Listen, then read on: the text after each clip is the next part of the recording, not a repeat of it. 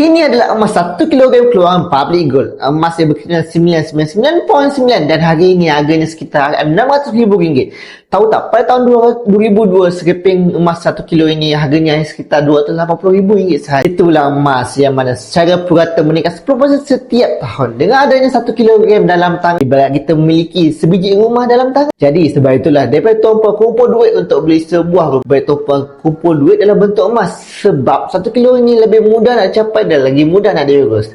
Tapi kalau tak mampu nak beli 1 kilogram terus, nak buat macam mana? Sebab itulah kita ada akaun emas Gap Public Gold, yang mana kita boleh menabung sedikit demi sedikit boleh kepada bajet tuan-puan. Kita target sahaja sehingga 1 kilogram emas dalam akaun tersebut, dan kita tetap boleh dapat emas secara fizikal.